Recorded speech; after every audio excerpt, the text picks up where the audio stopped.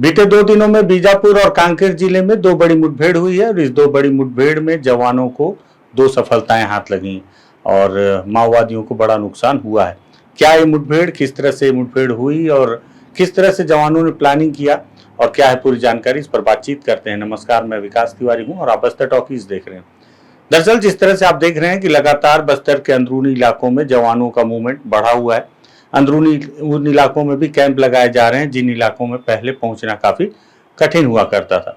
अब लगातार जवानों का मनोबल बढ़ा हुआ है और हर उस बीहड़ के इलाके में, उस इलाके में जो माओवादियों का कोर इलाका हुआ करता था, चाहे वो पुअर्ती का हिड़मा का इलाका हो, हिड़मा का गांव हो, या फिर अबुझमाड़ का तोयमेटा का इलाका हो, या और भी दूसरे इलाके, जो इलाके केवल पहले जवान सर्चिंग पे जाया करते थे और जब जाते थे तो मुठभेड़ ही होती थी, उन इलाकों पे भी अब कैंप इस्टेब्लिश कर दिया गया है।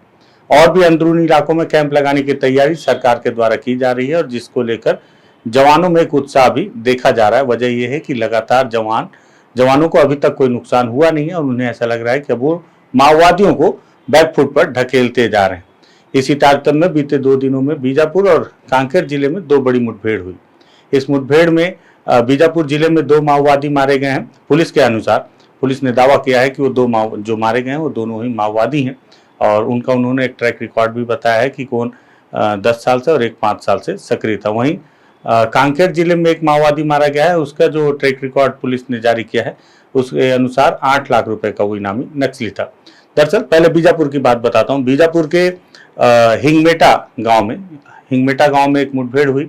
14 तारीख को जवान जो है सर्चिंग पर रवाना हुए थे, डीआरजी के जवान, और ये जवान जब सर्चिंग पर रवाना हुए तो हिंगमेटा के पास इनकी मुठभेड़ शाम को ही लगभग 5 बजे और लगातार आधे घंटे तक की मुठभेड़ के बाद बताया जा रहा है कि इंद्रावती के एरिया कमेटी के जो प्लाटून नंबर 16 के कमांडर मल्लेश और साथ ही साथ मार डिवीजन कमेटी के 1 नंबर के जो कमांडर है अरुण, इनकी उपस्थिति की सूचना मिली थी जवानों को, जिस आधार पर इस पूरे ऑपरेशन को लॉन्च किया गया था।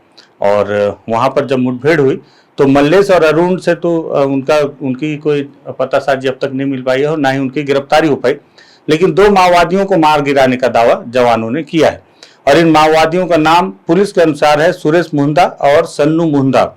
हालांकि नाम पे अगर जाए तो सुरेश मुहुंदा और सन्नू मुहुंदा दोनों एक ही परिवार के सदस्य लग रहे हैं और दोनों को ही पुलिस ने अब तक माओवादी बताया। और साथ ही साथ घटनास्थल से पुलिस ने tiffin bomb, detonator, Cordtex wire, safety fuse व अन्य जो दैनिक उपयोगी सामान होते हैं माओवादियों के, वो सब बरामद करने का दावा किया और उसकी तस्वीर भी पुलिस ने दिखाई है। लेकिन अब तक ये नहीं बताया गया कि ये जो सुरेश मुहुंदा और सन्नू मुहुंदा है, इन पर कितने लाख रुपए का इनाम था और दोनों ही हिंगमेटा के निवासी हैं। और सुरेश मुहुंदा लगभग 10 साल से माओवादी संगठन में सक्रिय है, तो सन्नू मुहुंदा जो है वो बाल संगम के समय से ही संगठन में भर्ती हुआ था और उसके बाद आज 5 वर्ष से वो माओवादी संगठन में सक्रिय रह के काम कर रहा है।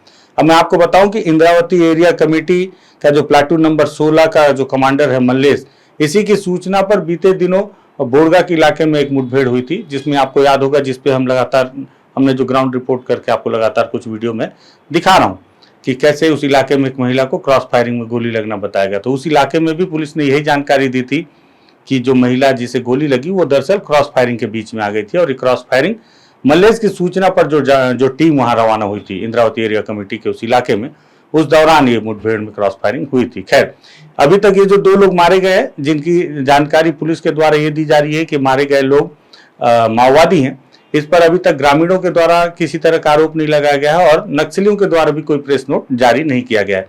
अगर माओवादियों के द्वारा कोई प्रेस नोट जारी किया जाएगा तो उसकी जानकारी भी मैं आपको बताऊंगा, या ग्रामीणों के द्वारा अगर इस पर कोई बयान आएगा तो उसकी जानकारी भी आपको मैं जरूर बताऊंगा। लेकिन फिलहाल अभी केवल पुलिस का दावा है कि ये जो 2 लोग मारे गए हैं ये नक्सली थे और इनका ट्रैक रिकॉर्ड भी उन्होंने बताया। जिला बीजापुर में चलाए जा रहे नक्सल विरोधी अभियान के तहत कल दिनांक 15/3/2024 को थाना बेदरे के हिंगमेटा के जंगलों में इंद्रावती एरिया कमेटी के प्लाटून नंबर 16 के कमांडर मल्लेश, मार डिवीज़न के कंपनी नंबर 1 के कमांडर अरुण की उपस्थिति की सूचना प्राप्त हुई।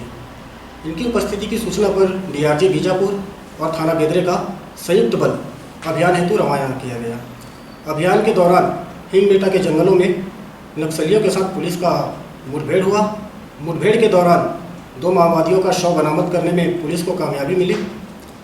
सघन रूप से चेक करने पर आसपास माओवादियों के कैंप को ध्वस्त किया गया भीड़ के उपरांत उस स्थान की सघन चेकिंग कराई गई।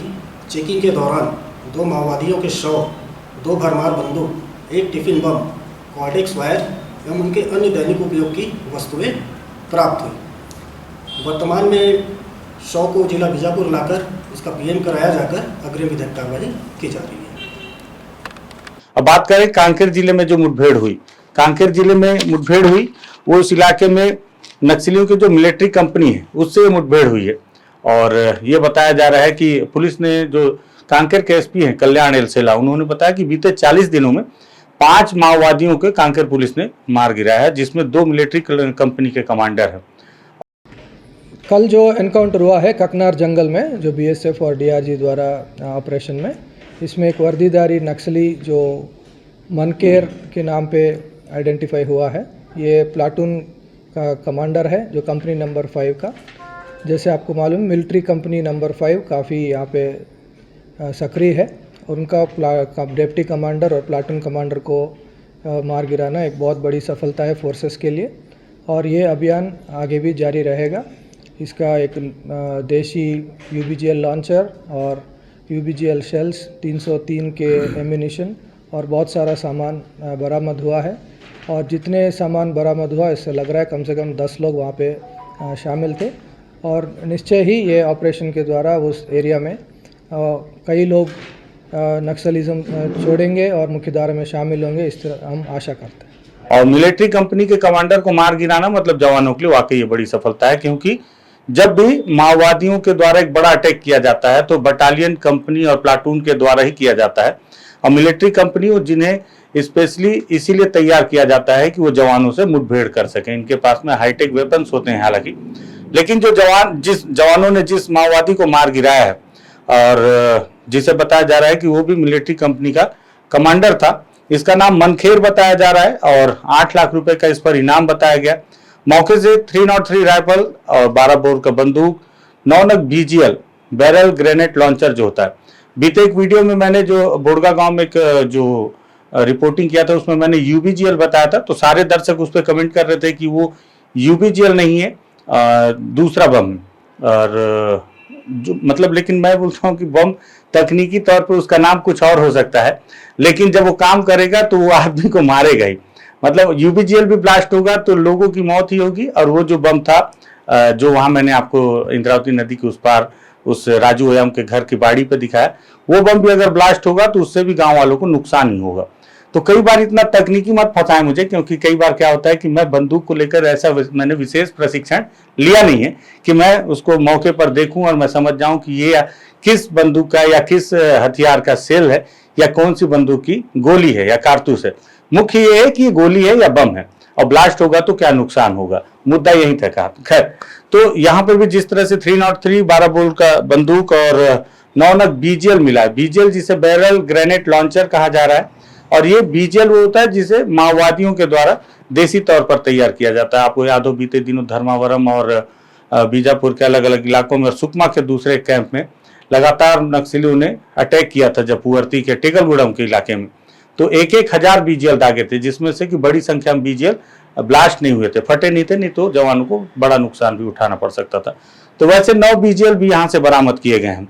हालांकि बताया जा रहा है, जो पुलिस ने दावा किया कि ये मिलिट्री कंपनी के 5 नंबर के प्लाटून का कमांडर है मनखेर, और इस पर 8 लाख रुपए का इनाम भी घोषित था। लेकिन वहां से मौके से बरामद किया गया जो राइफल वो 303 है और 12 बोर की बंदूक है। इस तरह के वहां पे सामान और भी माओवादियों से जुड़े अन्य दैनिक उपयोगी सामान बरामद किए गए हैं। कई बार ऐसा भी होता है कि जब माओवादी बड़े लीडर मारे जाते हैं और उनके जो बाकी के साथी होते हैं, तो वो 2 कोशिश करते हैं। पहली कोशिश करते हैं कि जो उनका साथी मारा गया है उसके शव को अपने साथ लेकर चले जाएं, और दूसरी कोशिश ये होती है कि जो हथियार है वो पुलिस के हाथों ना लगे, वो माओवादी अपने साथ लेकर चले जाएं, जो ऑटोमेटिक वेपन्स होते हैं। क्योंकि माओवादी अगर उन्हें हथियारों का नुकसान या उनके साथियों का नुकसान लगभग बराबर ही उसे मानते हैं, क्योंकि एक एक हथियार उन्हें बहुत मुश्किल से उन्होंने एकत्रित किया हुआ है। तो इसलिए वो कोशिश करते हैं कि उनके हथियार उनके हाथ से ना जाएं। तो कई दफे ऐसा होता है कि कोई छोटे कैडर का जो माओवादी है, अगर कोई बड़ा कैडर का माओवादी मारा गया, उसके 47 वहां पे ग्राउंड पे पड़ा हुआ है, तो अब दोनों हथियार लेके भागने की स्थिति में नहीं है, तो अपना 303 या ऐसे छोटा हथियार मौके पर छोड़ दिया और जो ऑटोमेटिक वेपन वो उसने रिकवर करके भाग गया। तो ऐसी स्थितियां भी होती हैं। और कई बार ऐसा भी होता है कि जो ग्रामीण है वो मर जाते हैं तो वहाँ पे भरमार भी पुलिस दिखा देती है।